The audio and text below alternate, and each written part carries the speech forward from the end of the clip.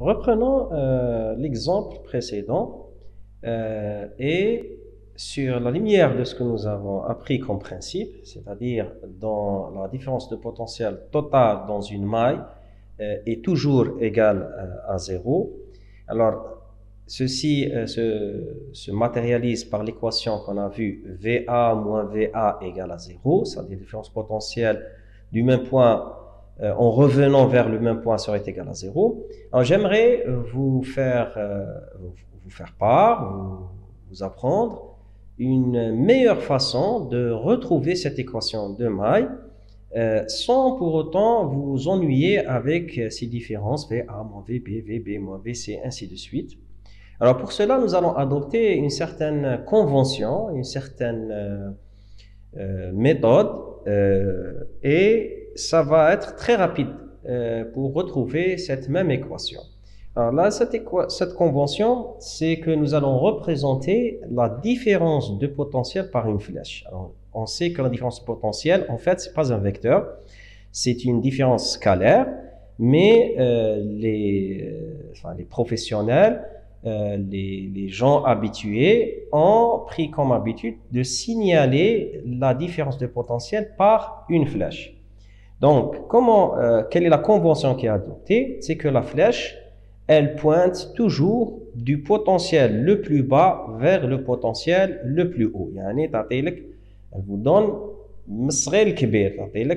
la différence de potentiel. Donc, si j'ai une résistance, par exemple, R, si cette résistance est parcourue par un courant dans ce sens-là, c'est-à-dire du point A vers le point B, forcément le potentiel de A serait supérieur au potentiel de B. Donc, je vais écrire VA moins VB est égal à RI. Alors que si j'avais VB moins VA, normalement, je dois l'écrire moins RI parce que B a un potentiel plus faible. Donc, pour pouvoir retrouver cette différence, je dois schématiser cette différence potentielle par une flèche autre que le sens du courant, qui va m'indiquer le potentiel, le côté où est le potentiel le plus élevé. Elle va me pointer le côté où j'ai un potentiel plus haut. Donc, dans le cas d'une résistance, cette flèche est toujours dans le sens contraire du passage du courant. Donc, je vais schématiser la différence de potentiel VAB par cette différence. VAB par cette flèche. VAB correspond à la direction de cette flèche, donc qui est toujours dans le sens contraire du courant. Alors, dans le cas d'un générateur, je le schématise comme ça. Alors, dans ce cas-là, la différence de potentiel est toujours de la bande négative vers la bande positive parce que le côté plus est déjà signifié. Donc, cette différence de potentiel, VAB, donc delta V, est égale à E.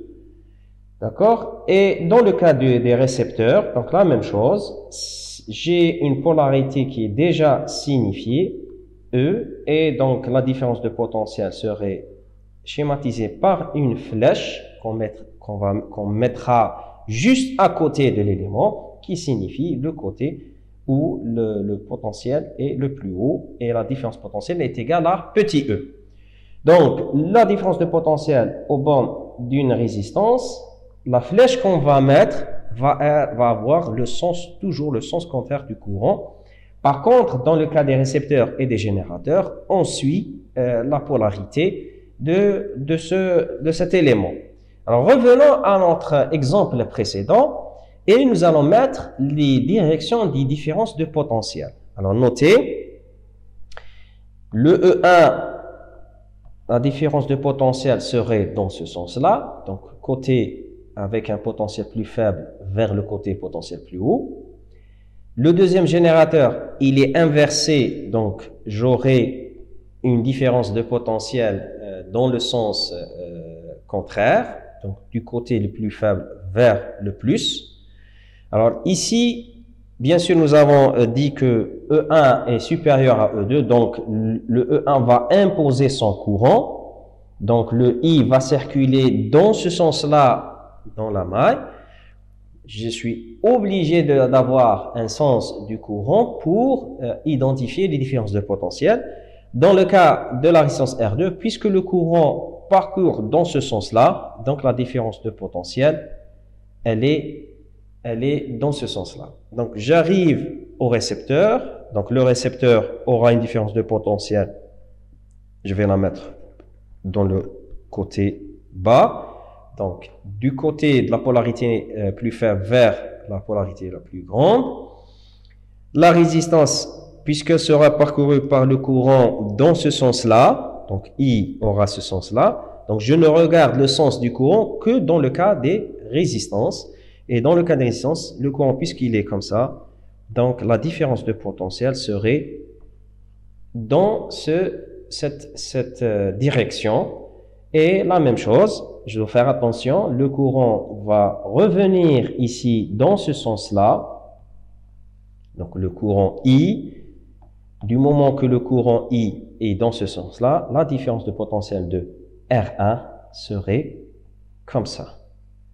Donc renotez que les sens des flèches sont croisés et donc il faut faire attention à travailler vraiment doucement les premiers temps, le temps que vous allez avoir la main dans cette méthode. Donc vous avez dans les éléments générateurs récepteurs de la bande négative vers la bande positive, dans les résistances, si le courant est dans ce sens-là, je mets la différence potentielle dans le sens opposé.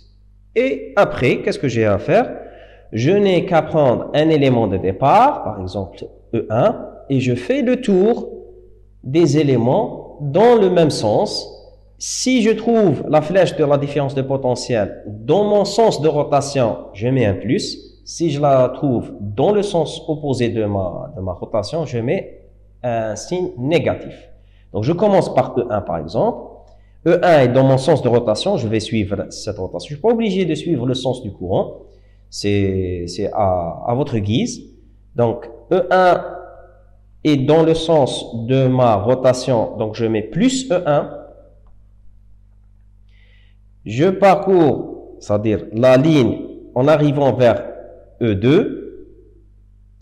En arrivant vers E2, je me rends compte que la flèche de la différence de potentiel est dans le sens contraire de ma direction. Donc je vais mettre un moins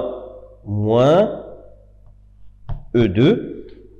J'arrive à la résistance R2, petit R2, je trouve sa flèche dans le sens contraire de ma rotation, donc je vais mettre un signe moins R2 fois I. Je parcours le fil, j'arrive à E, je trouve aussi le sens de la flèche dans le sens contraire, donc je mets moins E, parce que je suis le sens du courant et le sens de la différence potentielle dans le sens opposé de ma rotation. Je passe à l'élément suivant, Rm, la différence de potentiel est aussi dans le sens contraire de ma rotation, donc moins Rm fois I. Grand R, la même chose, plus moins, parce que je suis toujours dans le sens contraire de leur différence de potentiel, R fois I, et je continue mon chemin. Petit R1 est aussi dans le sens contraire de ma rotation, donc moins R1 de I égale à 0. Ça y est, j'ai fait le tour de tous les éléments. Maintenant, je n'ai qu'à mettre les tensions d'un côté et les courants d'un autre. Donc, je garde E1 moins E2 moins petit e au premier membre. Je fais passer les résistances avec leur courant au deuxième membre. Donc, ils vont être tous positifs dans le deuxième membre. J'aurai R2 fois I plus Rm fois I, plus grand R fois I, plus R1 fois I, donc au deuxième membre. Je fais sortir le I facteur commun et je trouve I égale E1 moins E2 moins petit e sur R2 plus R1 plus R plus R1. Et c'est exactement la même expression que j'ai trouvée précédemment. Donc c'est la même expression que j'ai trouvée précédemment. Et donc, mais avec beaucoup plus d'aisance et beaucoup plus de facilité. Donc, je répète, vous mettez les différences de potentiel dans le circuit, le sens opposé du sens du courant pour les résistances et dans le sens de la polarité de l'élément dans le cas des récepteurs et des générateurs. Et enfin, prendre un élément et faire le tour des autres éléments. Premier élément, deuxième, troisième, quatrième, cinquième, sixième, septième. En faisant le tour, si j'ai la différence de potentiel dans mon sens, je mets un plus à sa différence de potentiel parce que l'enjeu dans l'équation des mailles, c'est est-ce que je vais mettre plus ou moins E1? Est-ce que je vais mettre plus ou moins E2? Et si vous vous trompez dans un seul signe, toute l'équation sera erronée, le courant sera erroné et la suite des réponses sera erronée puisque elle va dépendre des valeurs des courants. Donc, si j'arrive dans le sens de ma flèche, je mets un plus. Si je passe dans le sens contraire, j'ai un moins. Il n'y a pas de préférence dans le sens de rotation. Vous pouvez tourner dans le sens du courant. Vous pouvez tourner dans le sens contraire. L'essentiel, c'est de faire un tour de la maille en revenant au premier élément. Donc, premier, deuxième, troisième, quatrième, cinquième, sixième, septième. Si je trouve la différence potentielle dans mon sens, je mets un plus. Si je la trouve dans le sens contraire de ma rotation, je mets moins. Et j'additionne le tout égal à 0. Différence de potentiel total est égale à 0 dans une maille.